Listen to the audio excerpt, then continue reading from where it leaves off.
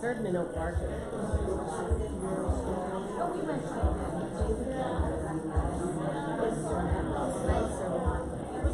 anybody sing for you?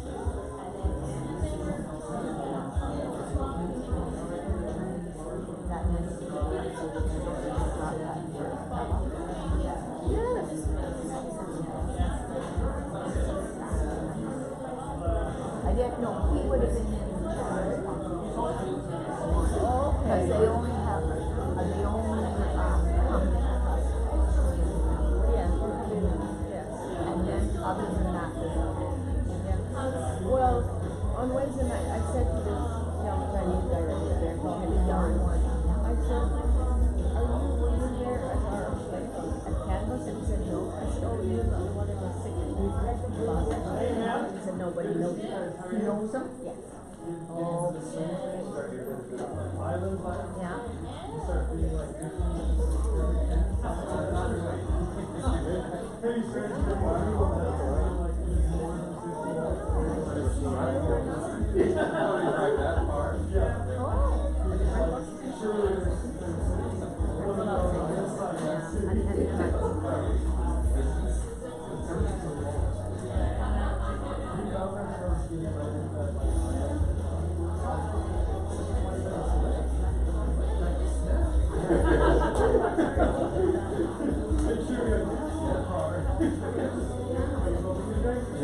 Oh, the drums?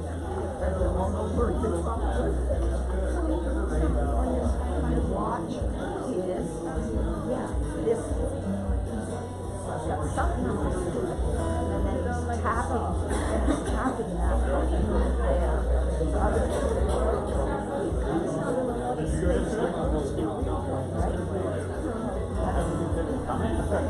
that's normal.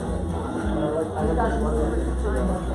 Well, I don't like all of that. I don't like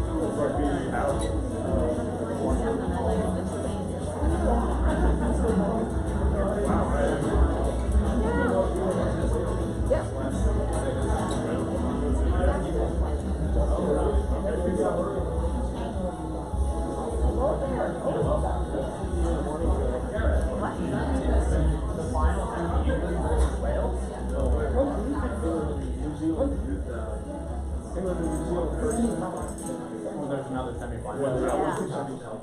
Saturday night. Good evening, everyone. Welcome here tonight. If you're able to, I invite you to stand with us as we begin to worship. Let's just open with a word of prayer. So, Father God, we thank you for today. Thank you for another chance to come together and to worship you, Lord, to be in your presence and to be with each other. Father, I pray tonight we would just be attentive to your Spirit, Lord. Help us to worship you in spirit and in truth, Lord. I pray that you would help us that you would just bring to our minds those things that you've done in our lives, Lord, the way that you're at work. Those things that we have to be grateful for, Lord, that we would worship from a place of gratitude and thankfulness. Lord, would you continue to teach us more about who you truly are, Lord? In Jesus' name. Amen. All right.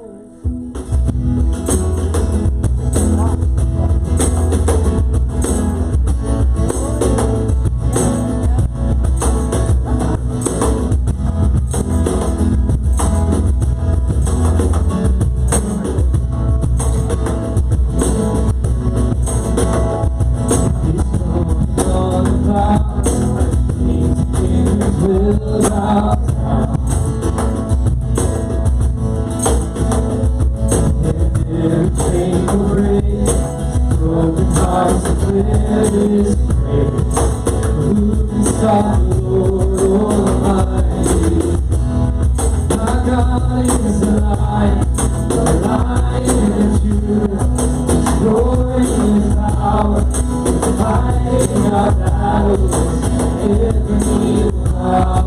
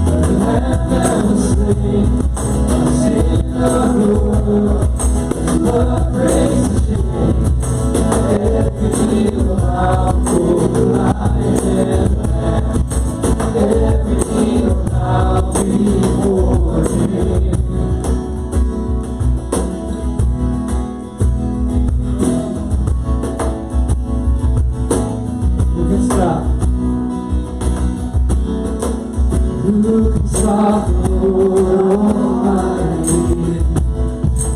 Who can stop the Lord Almighty? Who can stop the Lord Almighty?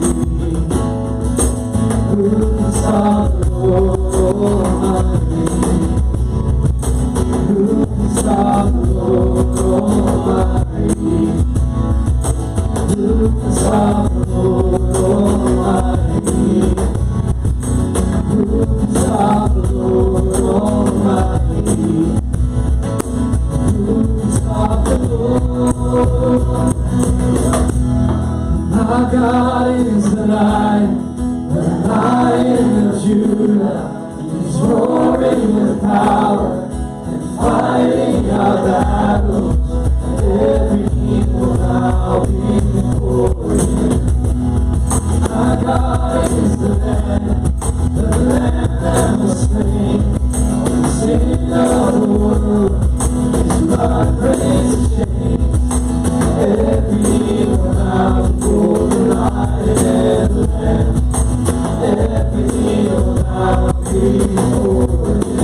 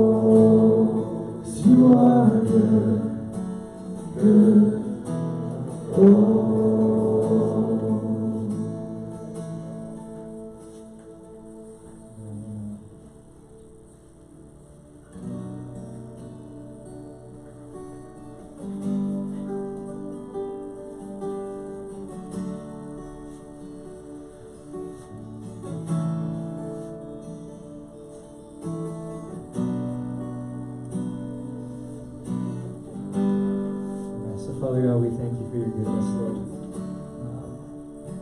Thank you that,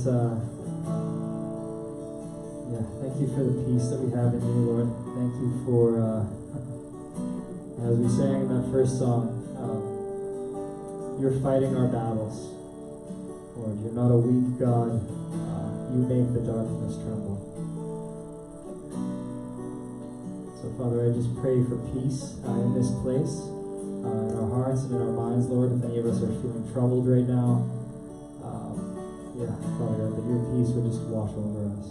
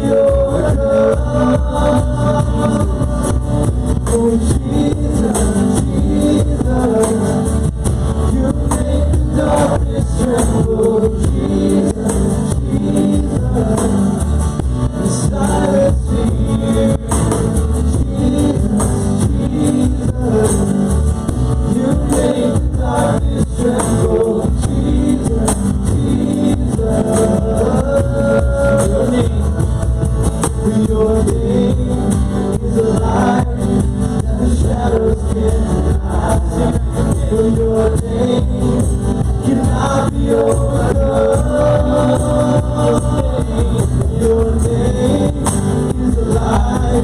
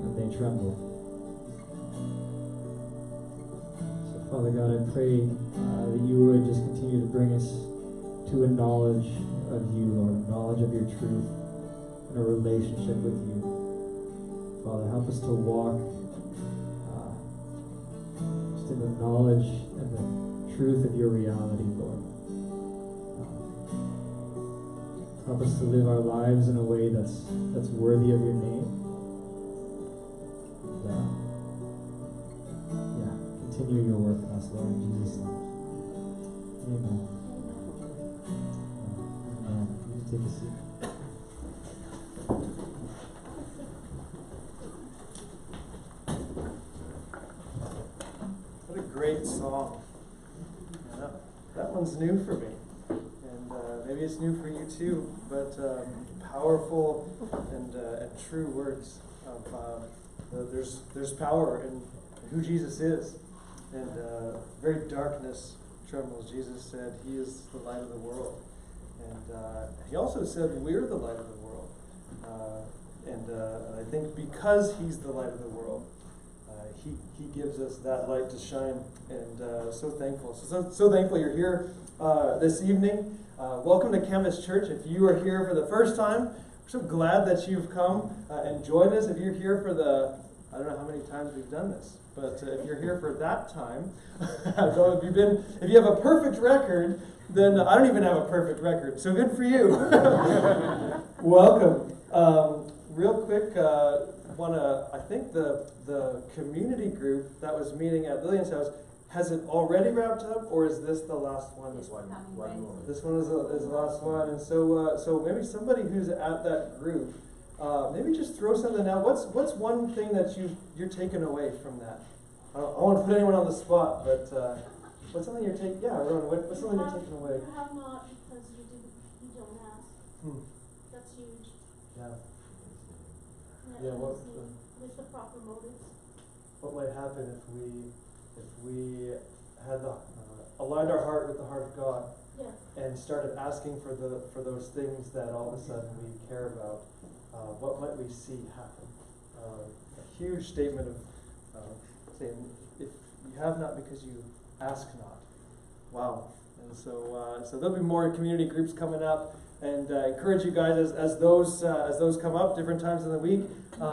It's great to get together with folks in the middle of the week sometime outside of this setting. where you can circle up with others and you can chat and you can dialogue with them. And Sundays, I deliver some things to you that hopefully is helpful and powerful, and hopefully you take those and you meditate on them during the week. But there's something about circling up with others and actually contributing to that conversation. And so thankful, Lillian, for hosting that group. And you may notice that James has a ginormous canvas tonight, and that's going to come into play here at the end of the service. But and I'm going to get him to share about exactly how that's going to come into play. But you're going to be part of it, so be interactive tonight. He in 1966, Time magazine. Let's see if this is. I'm pushing it, but it's not happening. See if you can. See if you can pull that up.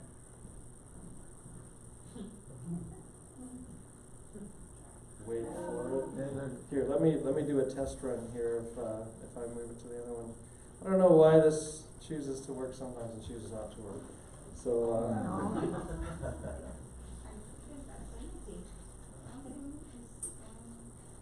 well, if you can pull that Time magazine picture up. 1966. This is a real famous title for Time magazine. This was the first time that they only had words on Time magazine. Usually there's some sort of picture to go along with it.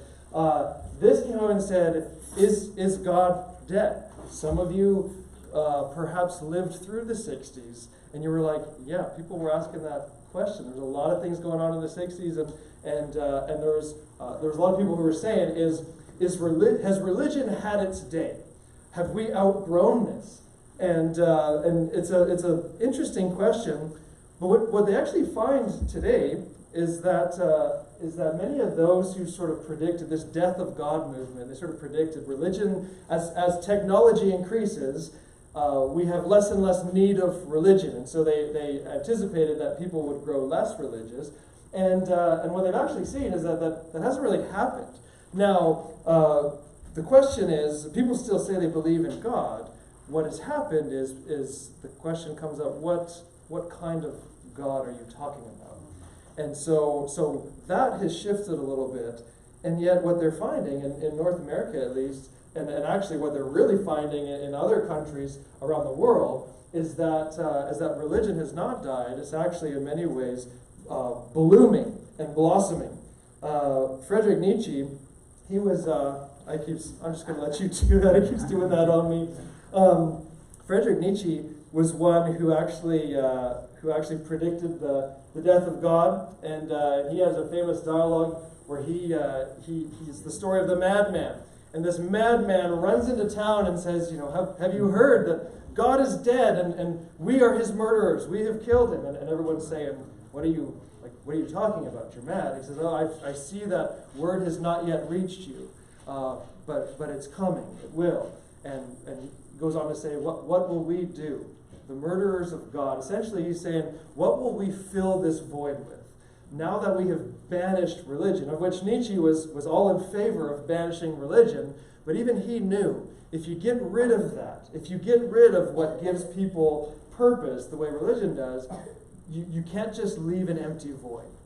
Something is going to have to fill that. And so tonight, we're going to talk about, I'll talk about that. What do you fill that with? My contention tonight is that we all worship something. Everybody worships something. What is it that you worship? It might be different than what you say you worship. What do your actions, what does your life show you to be worshiping? The Bible has a word for anything that we worship besides God. And that's an idol. You can put that slide up for. This is tonight we're going to talk about idols. I even brought a little idol. You're like, what's a pastor doing with an idol? I got this in Hawaii, and just as like a little thing. A lot of times when we think of idols, this is what we think of, right? Like a little statue. And we're like, well, idols. We don't really do that now. We're this enlightened society. Well, we don't really have idols today.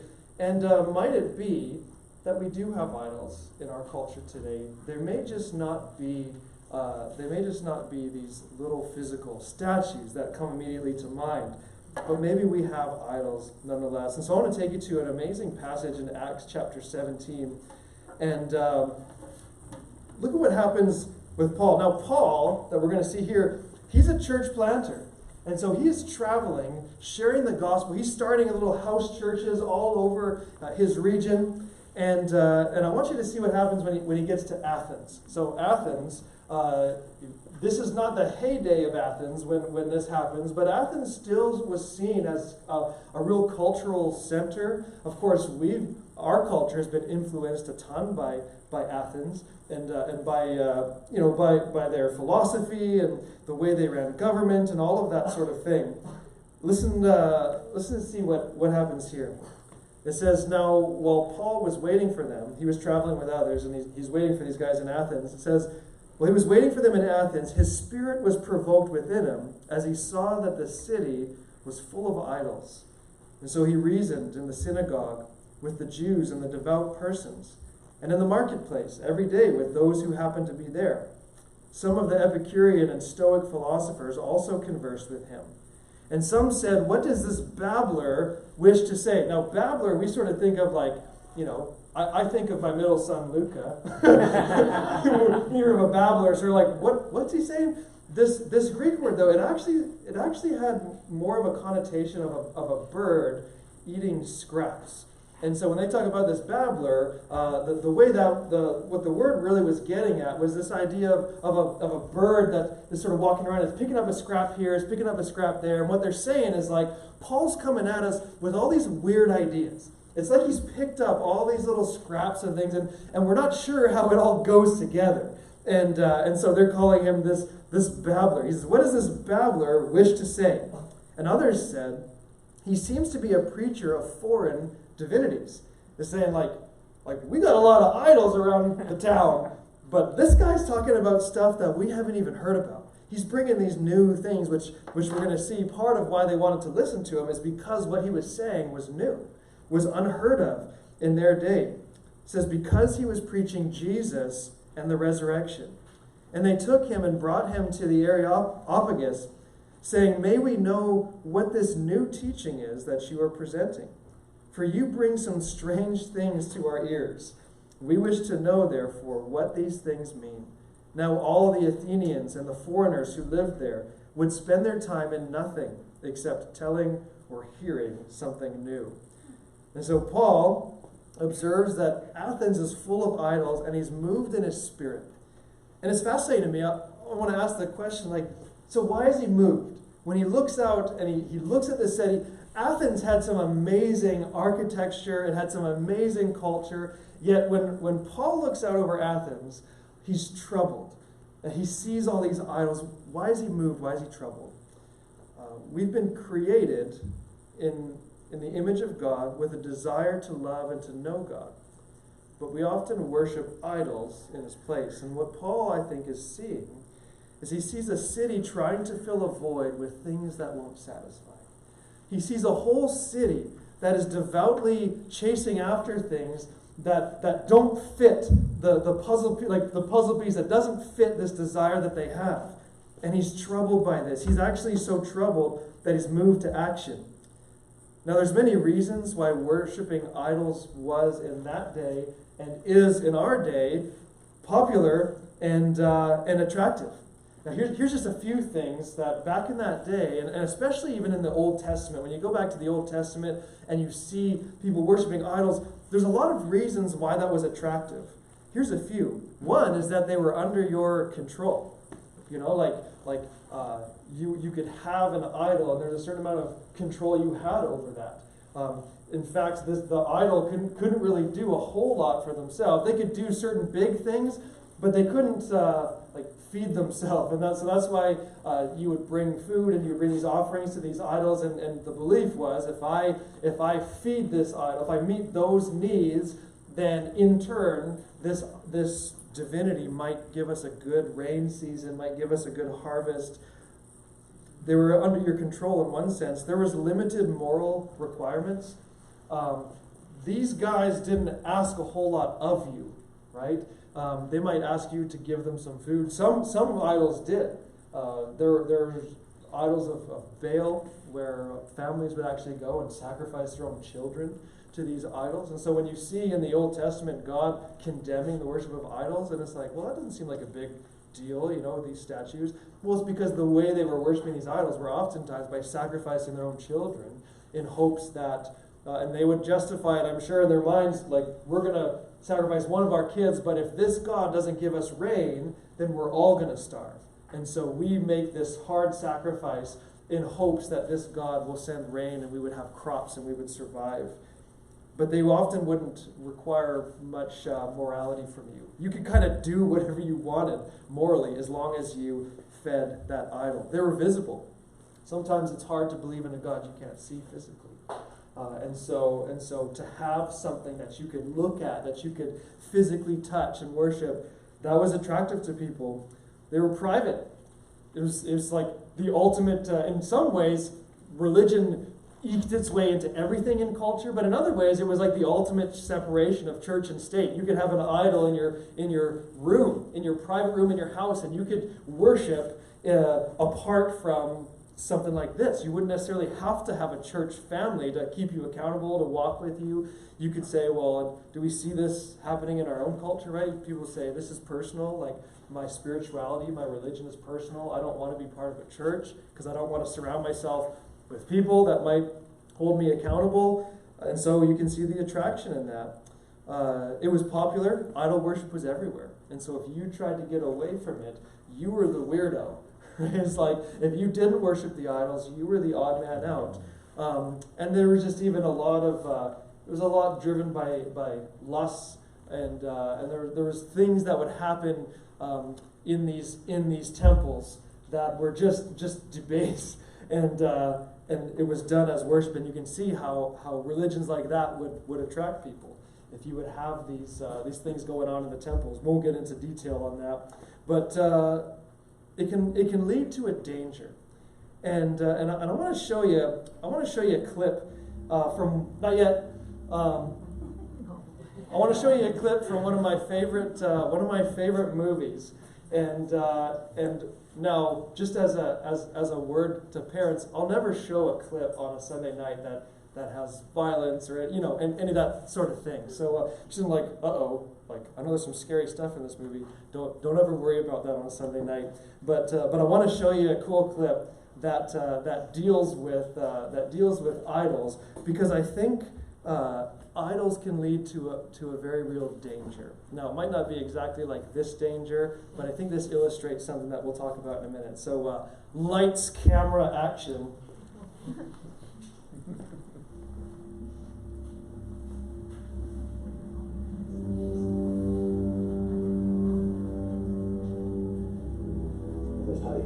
There's nothing to fear here. It scares me.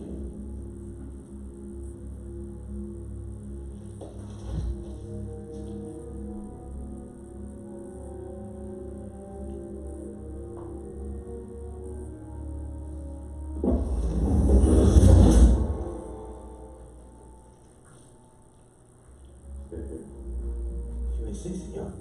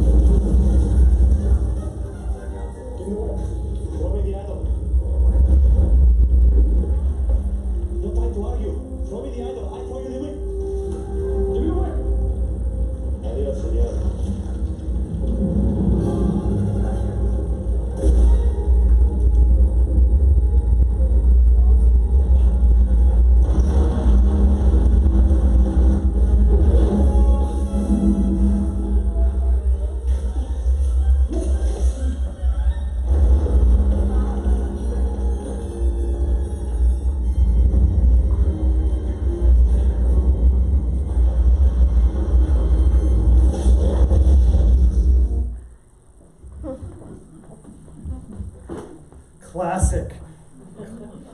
Classic Indiana Jones. See, idols turn us against each other because they ultimately appeal to our selfish nature. And I love that clip because it shows two guys chasing after the same thing. And what it does is it doesn't bring a spirit of cooperation. It actually brings a spirit of competition. It drives people apart. And ultimately, I would say that's what idols do. Idols drive people apart because they appeal to our selfishness. They find that part in us that says, this is what I can give you, and I'm not going to ask much of you. Idols promise a lot of stuff, and also promise to not demand much from us, but ultimately they don't fulfill because they are created by us, and so they're limited in what they can give us. And if ultimately the idols that we chase after in life are created by us, then they're very limited in what they can provide, right? It ultimately turns back and makes us the God of our own life. And I think at the end of the day, an idol is really just a way of worshiping ourselves. And they lead us eventually into danger, and eventually they trap us. And it may not seem like that at first. It may seem like, hey, everything's fine. There's nothing to worry about here, right? And yet all the little secrets along the way that are there to get you. Anybody who's chased after some things in life can attest. Eventually, if you make certain things your God, eventually along the way, you're going to come up against these booby traps. You're going to say, man, I thought everything was fine. And yet this idol demanded of me much more than I thought I would ever have to give. I was chasing after success, and I made that my God. You know, I did everything to try and be more successful, to climb up the corporate ladder, and along the way, it seemed fine at first. I justified it. Hey, I'm trying to make more money so that I can help my family. That's a good thing, right? Provide for your family. The more money I make, the more I can do for my family. And yet, along the way, there was all sorts of things hidden in the walls, hidden on the floor. And I realized, you know, this idol has captured me. And I thought I was in control. But actually the idol eventually took control of me. What are some idols that we functionally, now when I say functionally, I mean not idols that we say we worship. Because we would all say, well, I don't worship idols. But idols that our lives reveal that we worship. And not maybe just us, but things in culture. What are some things, the hiking group was talking about this a little bit, on the way up the mountain, in between gasping breaths. We were talking about what are some idols that we see in our culture. Maybe interact a little bit, throw some things out there. Coffee. I struggle with that one. Esteem. Money, esteem. Cars. Yeah, careers. Maybe cars and just stuff, the accumulation of stuff. You don't see a whole lot of commercials nowadays telling you to get rid of stuff, right? It's always, this is the thing that you don't have that you need. I've often said, advertisers, their sole goal is to make you dissatisfied with your life. Because if you're like, I'm satisfied, I got everything I need, an advertiser's not going to make much money on you. But if they can say, you've got just about everything you need, you just need this, and then you'll be happy. And that's the world we live in, right? We chase after these things. And it's interesting because you start asking, so what's an idol? Well, it's ultimately something that we worship. You start asking, we were talking about this a little bit too on the hike, so what's worship? If we're going to figure out what the idols are in our lives, probably the best way to diagnose that is to figure out what are the things that I worship with my life. And to do that, we need to start thinking about what is worship. Here's a few thoughts. Worship is a big topic that we can't dive completely into tonight, but we worship something when we give it a central place of honor in our life.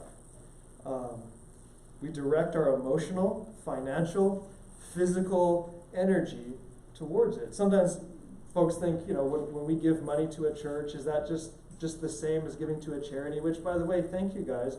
Only less than 20% of people in British Columbia gave to a tax-deductible charity a couple of years ago that we have statistics for. Less than 20%. Now, Victoria's pretty good. We're at about 23%. So, go us. But I want to thank you guys for those of you who contribute financially. But I also want to make real clear, when you give to a church, there's a level of giving to a charity, but there's also a level of worship in that. And I hope that's how you approach it, those who give. I hope you don't just say, well, I'm going to give kind of a token thing. I hope you say, God, ultimately I'm giving this to you. I'm sacrificing something to you. You've given so much to me, and so this is my gift back to you. God, would you take my gift, and would you use this to do your work in Victoria? Would this... would you take this and would you bless people with this? Would you use this to draw people to you? Like as this act of worship. We give our physical energy towards those things that we worship. We work at it. We tire ourselves out for it. It directs our actions. It influences and grounds our morality. And it gives us purpose. The things that we worship, we all ultimately look to ground us and to give us purpose. It brings out a sense of awe and reverence for us. You don't flippantly worship things. You take those things seriously, whatever it happens to be. Whether it's worshiping God or whether it's worshiping something else, it has this sense of, and awe might be a big word to use for some of the things, some of the idols that we worship. But in one sense, I think it's true. It's got this sense of awe, this sense of this thing is important, which is why it's consuming so much of my time and my energy and my life that I'm giving to it. But there's another important aspect of worship. And I want to tell you, hey, it worked. I did that on my iPad. So this is Sarah and I a day after we started dating. This is the next day. So I think this is good. This is either Good Friday. This is like Easter weekend. And so, I heard Jake talking about how you and Kim like to cook together. That was like one of the first things we did. I don't know what we were making because I'm just holding the honey. Standing with the honey too. And so I think I was just like, all right, like spatula here. I don't know how much I did for that. But it's funny because we like to joke and think back on, people ask like, so like, how and when did you ask Sarah out? I was like, well, it was kind of a process because I was a little nervous about it, and I don't know if guys, maybe I'm totally shooting in the dark here, but for me, I like to sort of know that I've got like a pretty good chance of getting a yes. It's like if I'm going to put myself out there, like I want to know that the odds are good, right? Our youth pastor back in Georgia, sometimes he would talk about, people come and say, hey, there's like so many guys here, like compared to the girl ratio. And he said, the odds are good, but the goods are odd. So it's like, I want to have like good odds. Like I want to know. And so, and so I'm so thankful for things like Facebook that allow you to kind of stalk the person a little bit further. Just kidding. Stalk might be not the right word. But it's like, hey, I want to like be friends with you for a while and like get to know, like if I put myself out there, like what are the chances of a guy like me and a girl like you? And so I was working my way up to that. And Sarah might have to help me on some of the details of this story. It's a bit fuzzy. But she rabbit sat for me. I had a pet rabbit, and I was gonna let her watch my rabbit. I was going out of town to speak at something, and so I dropped the rabbit off at her house, and I sort of had this plan. I was like, I know when I get back, I'm gonna say, hey, like what can I pay you to babysit the rabbit? And I know she's gonna say, don't worry about that. And then I'm gonna say, well, how about this? Like, why don't I buy you coffee or something as what if I pay you in the form of dinner? So I'm trying to come up with this plan. So I get back, I pick up the rabbit, and I'm just totally chickening out. And so I take the rabbit, hey, thank you so much, I throw him in the back seat, and I'm like most of the way in my car. So like doors almost shut, like one leg's in, one leg's out, like just head is above here, And like I'm about to get in it, and I'm just like, I can't do this. I'm too scared. Like what if she says no? And it's just like, man up, man. It's like, come on, just take the plunge, man. And so I come back out and it's like, Sarah. I think it's more like Sarah. Sarah. Would you maybe take a coffee, like I buy you coffee and you go with me and we go somewhere and people see us together, would you do that? And she's like, yeah, sure. And I was so relieved that I didn't set any details out. I'm just like, great. And I got in my car and I shut the door and I drove home, and like halfway home I'm just like, well, we didn't really, I sort of left that sort of out there. Like, hey, sometime in the future, before we're both gone from this world, would you spend time with me? Awesome. It's sort of like, I want to give her as many opportunities to back out of this thing as I possibly can. And we never actually had the coffee date. It's a longer story. We sort of did.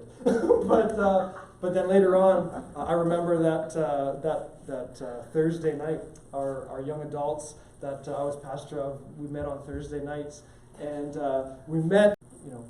We're ready for this level of relationship, and so this was like the next day.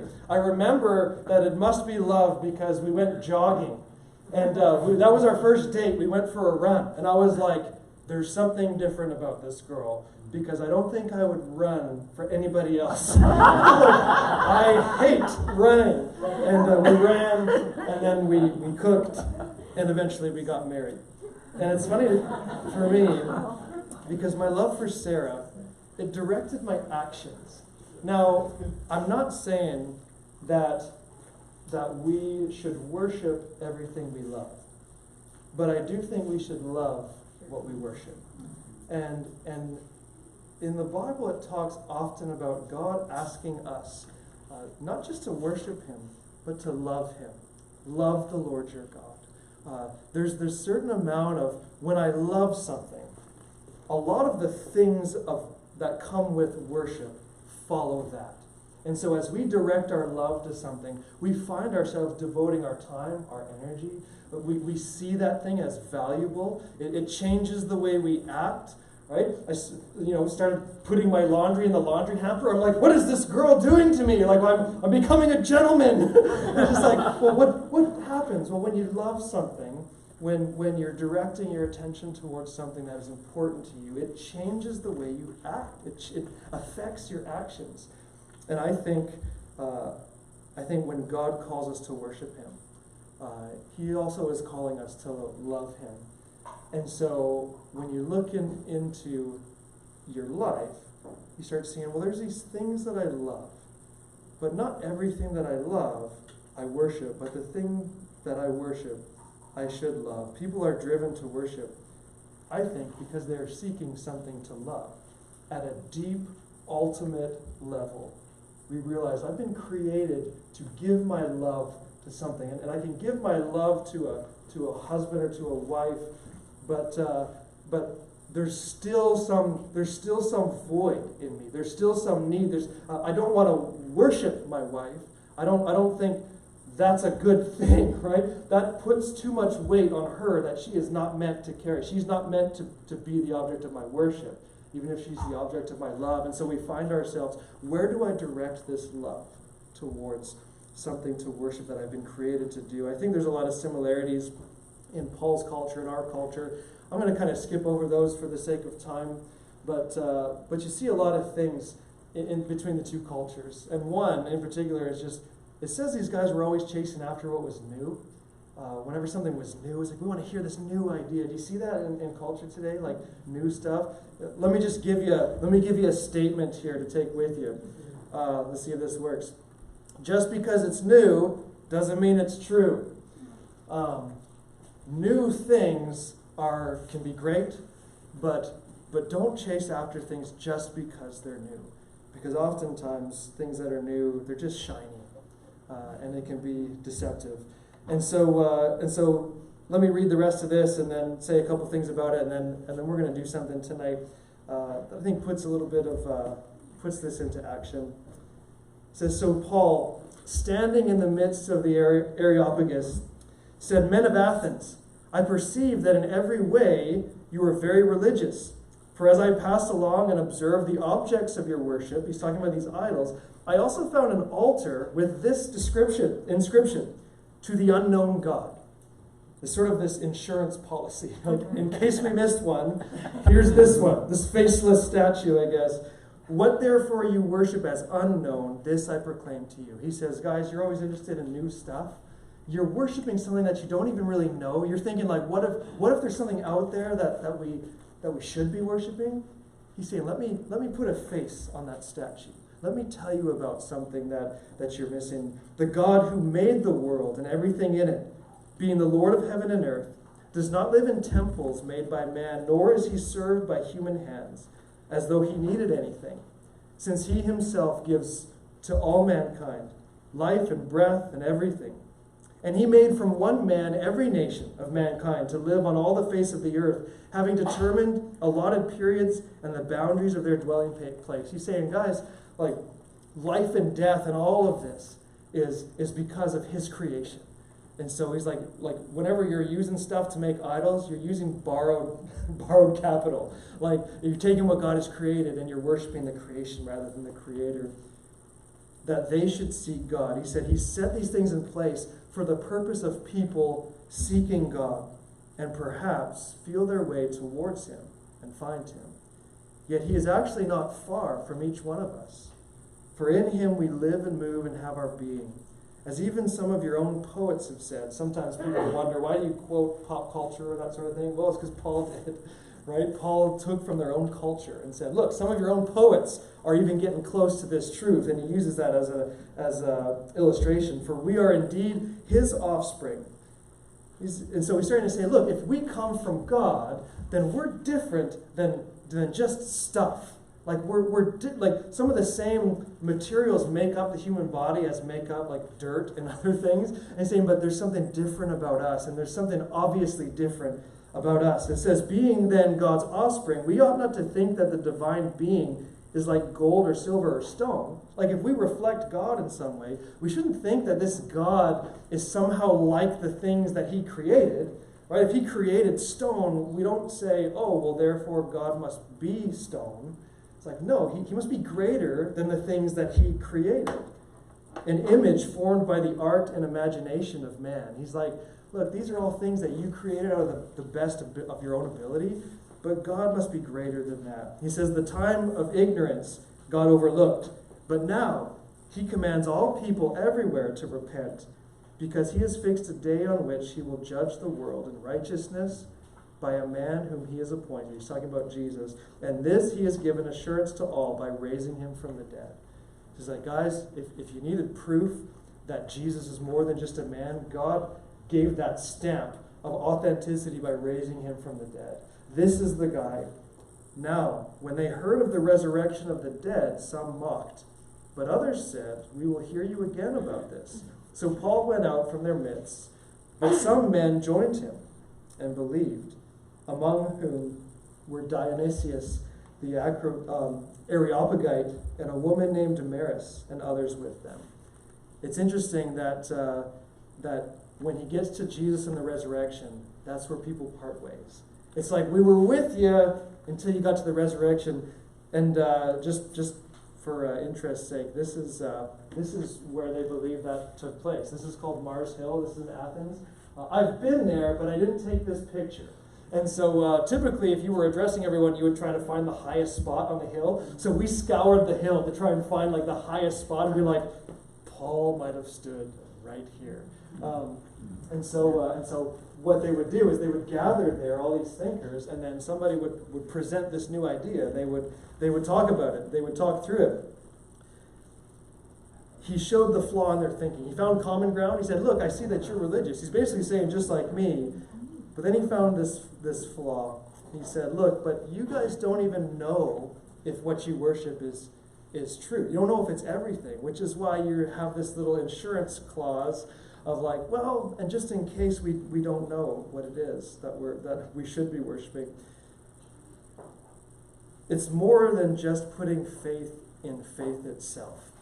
And this is sort of a popular kind of Oprah teaching nowadays, is like, well, just have faith. It doesn't matter what you have your faith in, just faith in and of itself is good. That's not how the Bible presents faith. On that same trip, while we were in Athens, I've told you about this, where we visited the Corinthian Canal, where you can actually, you can go bungee jumping. You can put that picture up there. Or Corinthian Canal, you can bungee jump off of that bridge. And I'm not going to go into the whole story, but you remember maybe me telling this story back at the hotel, where when we go to bungee jump off of that bridge, like the bungee is held on by Velcro. They're saying like Everett's shoes are held on by Velcro, and they don't even stay on. Like, he kicks them off when we're in the car. They're just like, Velcro! And every time I think back to bungee jumping, I think, having faith is just not enough, right? It's not just like, well, I have faith, just general faith. It matters what you put your faith in. I had to have faith in that bungee, in that Velcro, because if that didn't work out, like, things were going to be bad. It didn't matter how much faith I put in something if that thing was not reliable. That could have let me down. Right? I had to put my faith in something and then hope that that thing stood up to the faith I put into it. He helps them to understand, Paul helps them to understand that God is not something created by our imagination. He's a real being to put our faith in, to put our trust in. And either he's going to fulfill it, either it's true or it's not. He points to the resurrection, which is a historical thing. He says, look, this isn't just like, just believe, man, like just have faith. He's saying like, this is grounded in a historical thing. If the resurrection didn't happen, and Paul says this later in one of his letters, if this didn't happen, then it all crumbles. So he based, when people say that Christians just sort of have blind faith, it's not at all blind faith. Not even Paul had that. He said if the resurrection didn't happen, it all crumbles. It's a historical event that he points to. If this didn't happen, and so he brings them to this place. He says, so what will you do? Right? What will you choose to worship? Because everybody worships something. And so I would encourage you tonight, if we decide to give Jesus our worship, we must also decide, what am I going to do with my idols? Because our closets are full of them. Our lives are full of them. And every day when we wake up, that temptation is still there. To say, Jesus, am I worshiping you? Or is there something else in my life that I'm chasing after? I'm giving it my time, my energy. It directs how I act. It brings me to a place of awe. It has a central place in my life. And so I'm going to invite Jake and Stephen back up here. And in a moment, we're going to participate together with this painting. Now let me share one thing about it, and then I'm going to let James share a little bit more. Over on the West Shore this morning, at our Canvas campus on the West Shore, he began this painting. They're celebrating kind of their 5-year anniversary. And what they did is that at the end of their service, people came up and they did a little thumb or fingerprint in the paint, and they added it to this structure to say, look, we are part of this bigger story that God is telling, that God is writing. And so in a moment, we're gonna participate, and we're gonna add our finger or thumbprint into this thing, because we're part of what God is doing here in Victoria. But there's a pastor, Tim Keller. He's in New York City. He's in Manhattan, and he says that at the root of every sin is an idol that we've raised up in place of Jesus. Because if you look at every sin that we struggle with in our lives, if you go to the root of that sin, what you ultimately find is a worship question. What am I worshiping? What have I raised up as an idol that I am giving my worship to? And because I've put that in place of Jesus in my life, it's starting to direct my life in ways that are out of sync with how God has called me to live. And so, how do we deal with the sin in our lives? Really, a lot of times it comes down to dealing with the idols in our lives. What is that root of this sin? I'm misdirecting my worship. And so let me ask you, what idols in your life are receiving your worship? And tonight, as these guys, they're going to play a song, and then in a few moments, we're going to participate with the painting, and then we'll sing with them. But as we bring our service into this close, ask yourself, what am I worshiping? Because tonight it may be that your eyes have gotten off of Jesus, and you're like, there's these other things in my life that have distracted me, and I've started putting my eyes on these other things, and I've moved beyond loving these things, and maybe they're good things, but they're not good gods. And you're like, I've been loving this thing too much. I've been chasing after this success at my job. Maybe it's a relationship or family. Like maybe it's something good. You're like, hey, I'm supposed to love my family. Maybe you've raised your family up too much. Maybe it's like, hey, I need to make money to live, to survive. Maybe I'm chasing after a bit too much. Maybe it's like, I see possessions as status, and the nicer things I have, the more status I have. Maybe it's just yourself, and you're like, every decision that I make, it has been selfish. The things that I do, the things that I chase after, it's ultimately because I want to be happy. Heard Ravi Zacharias in an interview this week say, don't chase after happiness. Happiness is a byproduct of chasing after the thing you worship. You chase after God. He says it's like a shadow. If you walk towards the sun, then your shadow, if that's like happiness, is going to follow you, be right there with you. If you turn around and if you chase after the shadow, you never catch it. Face the sun, face Jesus, walk towards him, and what you'll find is that those things that you thought you would get from the idols in your life are found in him. What are you worshiping tonight? And so I'm going to invite James to come and share, give us some instruction.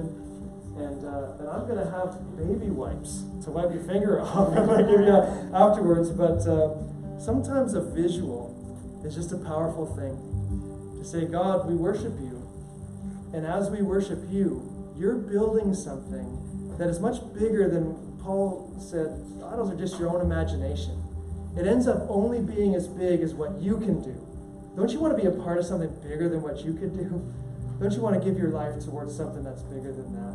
And ultimately, we are part of something bigger than that as we direct our worship appropriately. So, James, why don't you share and give us some instructions of how to do this? For sure. I'm gonna read some lyrics to you for a second before I go into explaining the painting. It says, "Come, thou fount of every blessing, tune my heart to sing thy grace. Streams of mercy, never ceasing, call for songs of loudest praise. While the hope of endless glory fills my heart with joy and love, teach me ever to adore thee. May I still thy goodness prove. Then, here I raise my Ebenezer. Hither by thy help I've come, and I hope by thy good pleasure safely to arrive at home." So, you know what an Ebenezer is, right? It's a stone of remembrance. It's taken from the Old Testament. And, you look at something like this, and you go, oh, that kind of looks sort of like what he was talking about. It's a stone idol, and we're not supposed to have any of those. But if you think about how the people of God interacted with him in history, in faith history, you see that God always wanted us to create memorials to remember him by.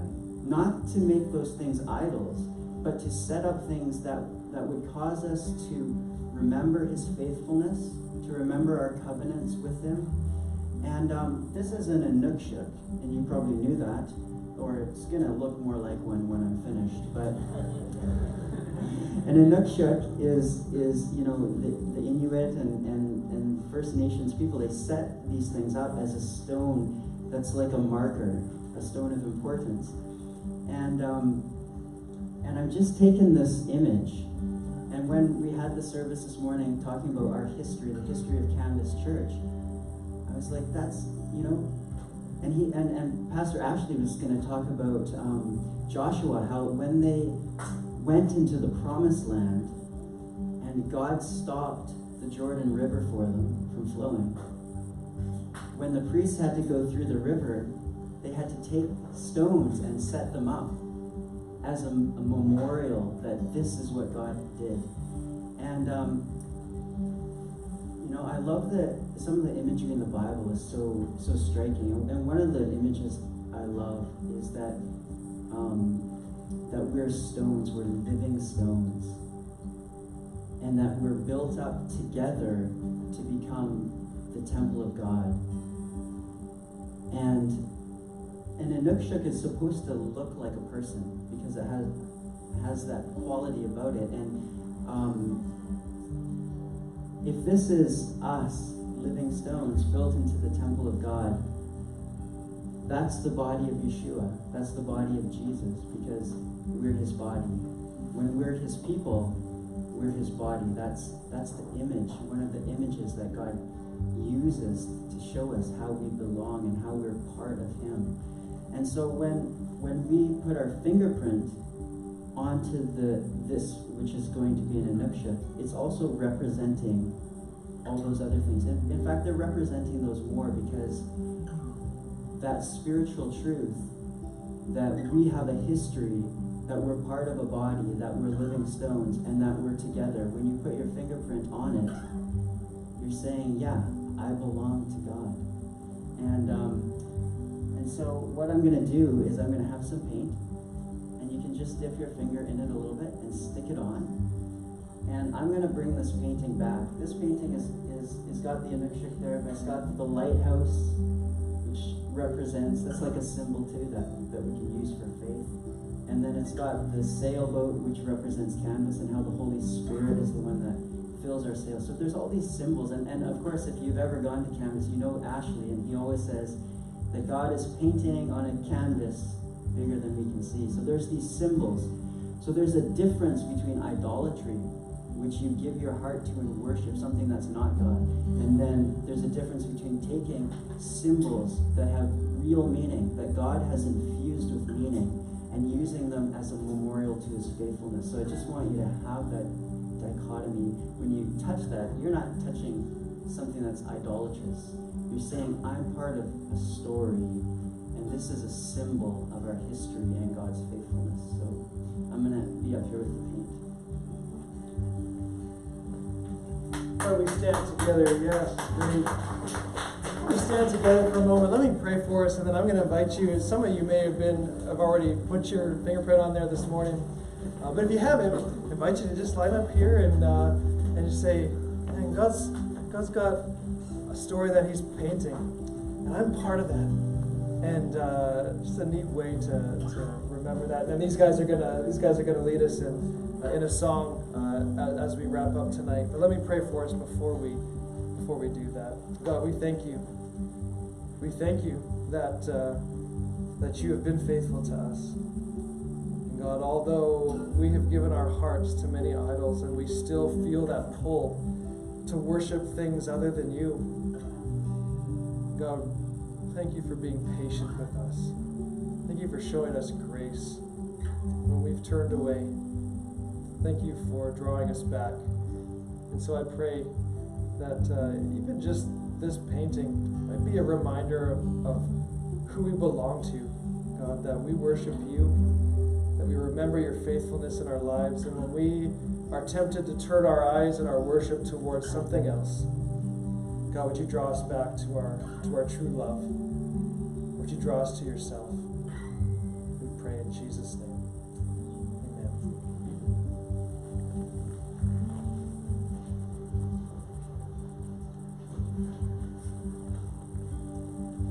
Come on now. Yeah, so feel free to start coming on up and get your fingerprints on the painting here. This song that we're going to sing as you guys are coming up, Mike sort of mentioned how we're part of a story, and this song basically tells the story of salvation, and the chorus is basically just a call to worship. So just in light of what Mike talked about in terms of just finding, what is it that we worship, let this be sort of a call to you, a welcoming, an invitation for you to join us in our part in the story and ending with worship.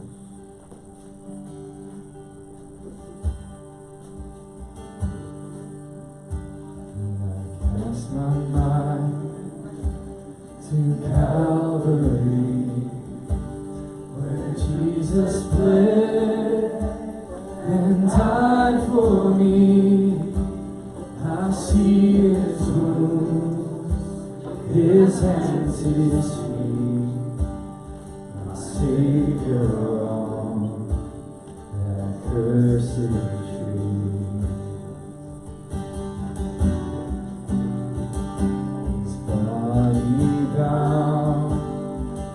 Drenched in tears, they laid Him down in Joseph's tomb, the entrance sealed by heavy stone, Messiah still and all alone.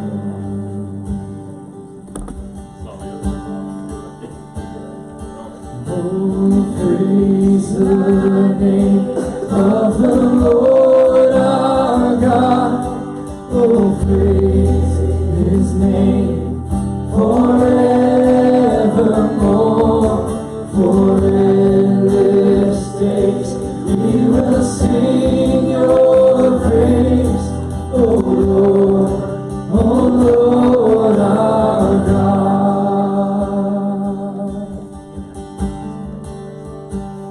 And on that third at break of dawn, the Son of Heaven rose again. Oh, trampled death, where is your sting? The angels roar for Christ the King. Oh, praise the name of the Lord our God. Oh, praise His name forevermore. For endless days we will sing your praise. Oh Lord our God. So praise the name of the Lord our God. Oh, praise His name forevermore. For endless days we will sing your praise. Oh Lord our God.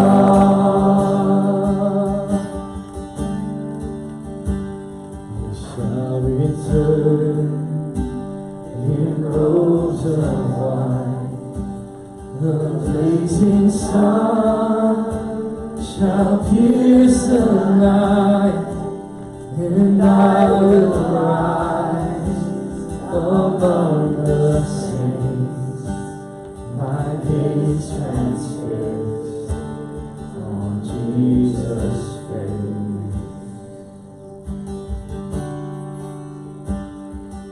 Oh, praise the name of the Lord our God. Oh, praise His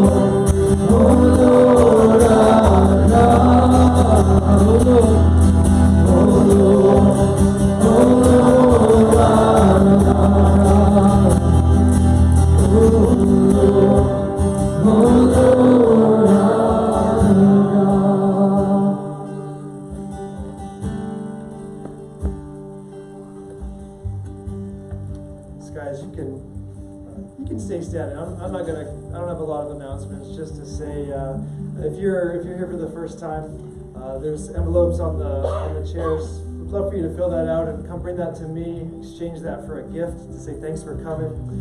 If you feel God leading you to give an offering, you can also do that in the envelopes. There's a little box on the back middle table. If you're not part of the e-news, grab one of those envelopes, put your email address on there, your name, and check the box. I want to sign up for the e-news. That's how all these announcements come to you. One email a week to let you know what's coming up. There's another hike coming up that's going to be in there. Community event, October 31st. We're joining with the community. We're setting up some games. Gonna partner with the community. Reach out to our neighbors.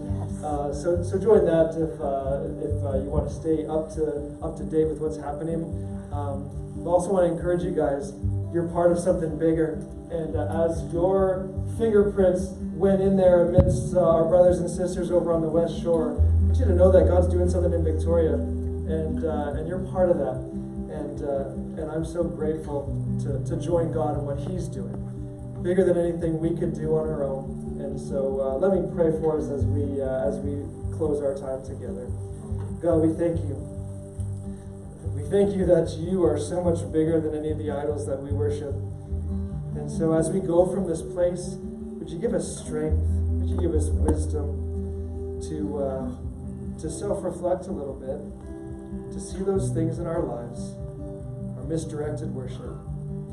God, would our eyes go to you? Would they stay on you this week? And as we worship you this week, God, would our worship draw others close to you? Paul went to the synagogues, he went to the marketplace, he spoke with religious people, he spoke with non-religious people. God, would we do the same?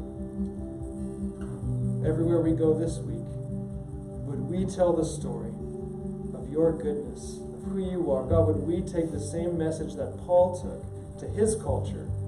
Would we take that to our culture? Share the good news, share the story, that we might see many more in Victoria come to know you. God, we love you. We worship you. May you keep our eyes firmly fixed on you this week. We pray in Jesus' name. Amen. Thank you, guys. We'll see you again soon.